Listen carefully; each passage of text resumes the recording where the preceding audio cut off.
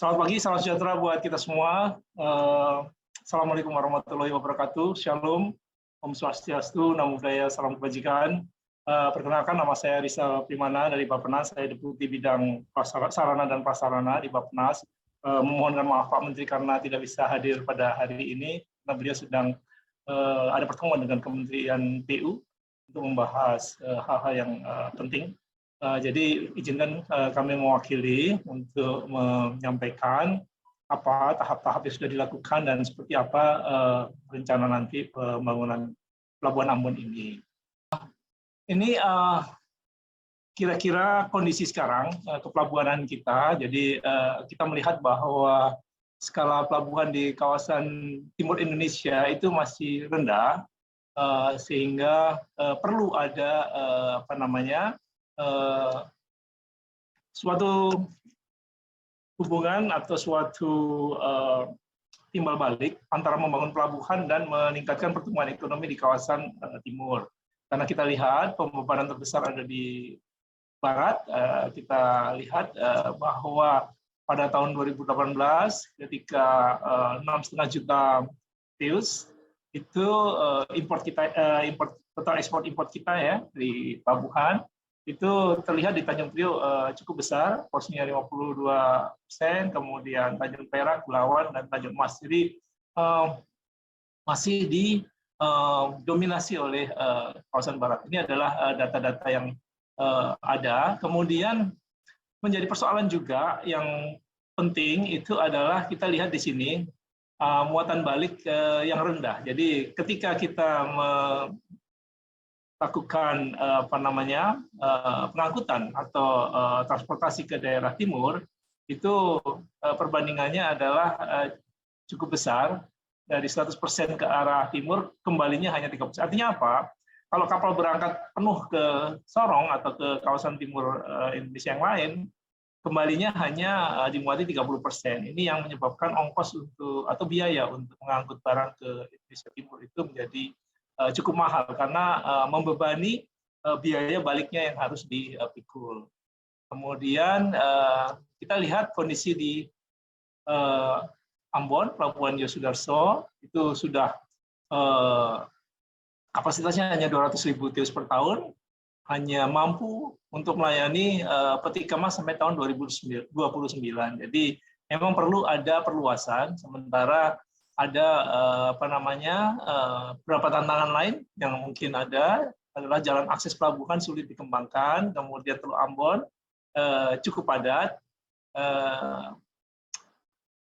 kapal pengangkut barang yang berukuran besar itu hanya bisa melakukan pergerakan masuk dan keluar pelabuhan pada malam hari. Mungkin Bapak Ibu di Ambon yang lebih paham mengenai persoalan-persoalan di Ambon ini, tentunya akan banyak sekali rentetan persoalan dari bagaimana kondisi pelabuhan Ambon sekarang dan bagaimana nanti apabila memang dikembangkan di daerah tersebut tantangan-tantangan yang akan terjadi.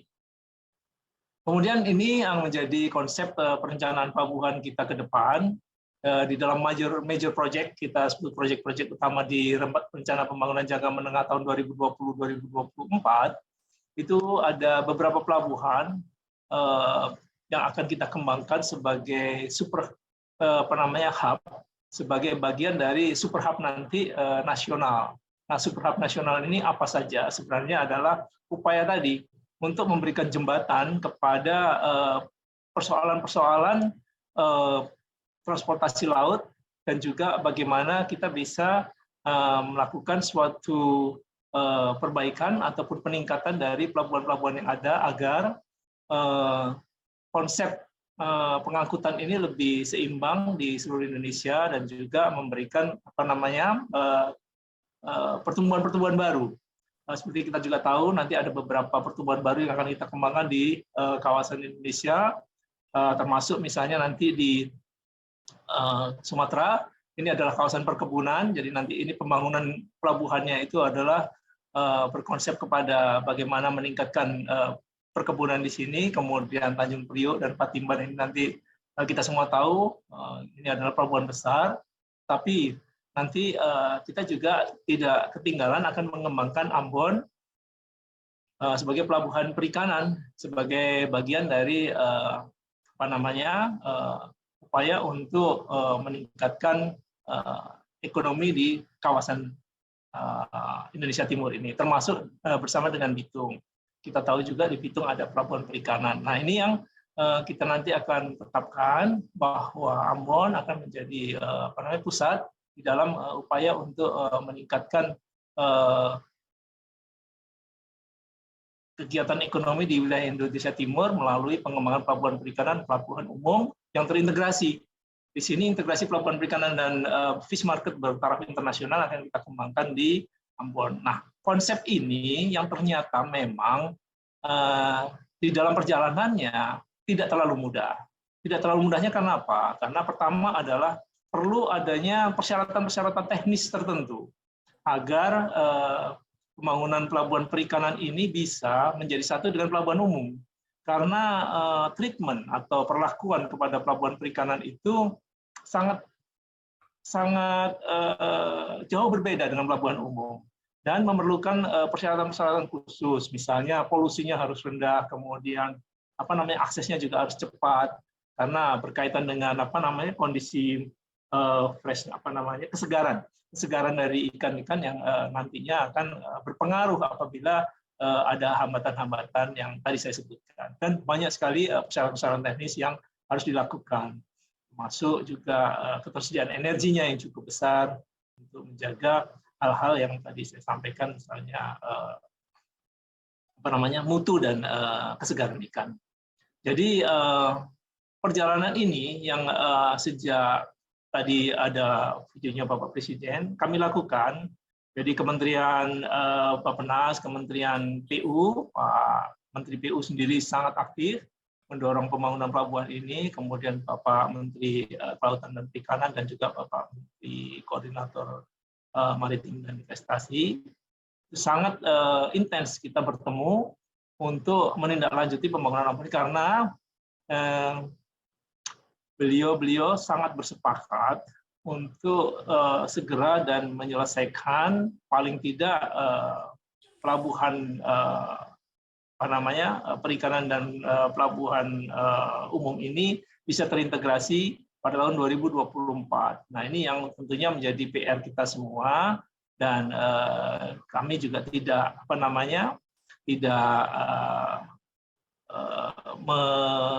melalaikan hal tersebut. Nah, ini yang perjalanan kita sebagai bagaimana upaya kita meningkatkan atau membangun pelabuhan baru dari pelabuhan Ambon yang saat ini ada.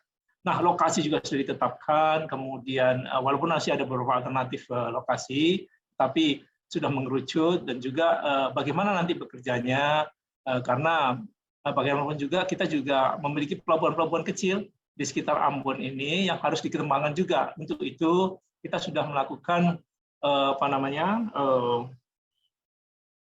pendanaan, artinya loan agreement dengan World Bank, dengan Bank Dunia untuk meningkatkan pelabuhan-pelabuhan kecil ini, pelabuhan-pelabuhan yang menjadi simpul atau feeder dari pelabuhan Ambon, sehingga nanti kegiatan ekonomi di pelabuhan-pelabuhan ini bisa terpusat untuk dibawa ke Ambon, dari Ambon baru dibawa ke daerah lain, baik itu langsung secara internasional maupun ke Indonesia yang lain, seperti Tanjung Priok maupun Medan misalnya.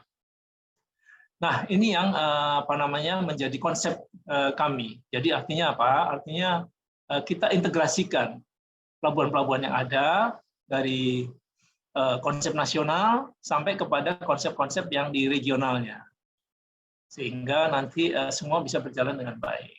Nah, untuk itu kita juga sudah jajaki bagaimana sih sebenarnya kita mewujudkan ini. Pertama dulu kita mencoba untuk menggunakan loan World Bank itu, kemudian berkembang, kemudian bagaimana kalau kita menggunakan skema kerjasama pemerintah badan usaha. Nah, kerjasama pemerintah badan usaha ini setelah melakukan penjajakan beberapa kali, rupanya juga memerlukan persyaratan-persyaratan yang cukup banyak, sehingga mungkin akan memberikan waktu yang agak lama karena hal-hal yang sifatnya sangat teknis yang harus diselesaikan, termasuk juga adalah kesediaan investornya. Apabila kita misalnya serahkan kepada investor. Investornya juga harus memiliki istilahnya kredibilitas, pertama dari sisi investornya, tapi juga investor pun meminta dari pemerintah Indonesia untuk jaminan-jaminan. Nah, ini yang tentunya perlu ada keseimbangan yang tentunya memerlukan waktu panjang untuk mencoba untuk menyelaraskan hal tersebut. Nah, di sebelah kiri ini adalah rancangan secara umum, tetapi nanti mungkin akan sangat detail lagi dan akan rinci kira-kira bentuknya seperti apa. Kemudian yang sebelah kanan setelah melalui beberapa kali diskusi, yang paling cepat adalah melalui strategic partner.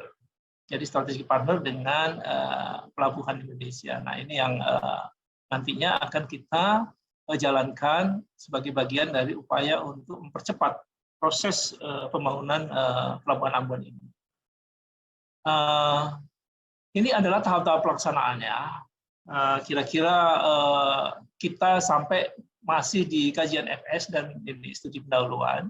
Jadi nanti setelah itu beranjak ke basic design, kemudian para pengadaan lahan. Nah, konstruksi ini juga nanti mungkin bisa lebih cepat karena ada tentunya pengalaman kita membangun juga cukup baik. Kemudian selanjutnya akan beroperasi. Nah, ini yang saat ini sedang berjalan dan mudah-mudahan nanti di dalam waktu yang tidak terlalu lama kita sudah bisa merealisasikan sampai kepada tahap konstruksi. Terutama ada hal-hal detail lagi, permasalahan-permasalahan termasuk pengadaan lahan yang tentunya juga menjadi PR kita. Bapak Ibu yang saya hormati, jadi yang penting bagi kita adalah kita maju terus, kita tidak berhenti di dalam mewujudkan pembangunan Pelabuhan Ambon ini. Namun demikian, kita harus juga secara hati-hati melihat kemungkinan-kemungkinan agar pembangunannya juga memberikan manfaat yang maksimal dan juga sekaligus dapat meningkatkan kesejahteraan pada daerah yang di sekitar. Saya kira itu, Bapak Ibu, sekilas yang kami sampaikan. Mohon maaf, ini nanti kami ada rapat lain, tapi ada Direktur Transportasi yang mewakili untuk tanya jawab, yang bisa menjawab lebih detail lagi permasalahan teknis. Karena secara policy, kita sudah tetapkan akan segera dibangun, dan kemudian secara kira-kira tahapan-tahapan dan bentuk kerjasamanya seperti apa yang akan kita lakukan nanti sudah diputuskan, hingga nanti mungkin ada persoalan-persoalan teknis yang tentunya lebih detail akan dilaksanakan pembangunannya. Saya kira itu, Ibu Moderator, Bapak Ibu yang saya hormati. Terima kasih atas perhatiannya dan mohon perkenan saya untuk menghadiri rapat yang lain, dan tanya jawab nanti akan diwakili oleh Direktur Transportasi Bappenas yang bisa dapat lebih detail menjawab pertanyaan-pertanyaan. Terima kasih. Selamat siang.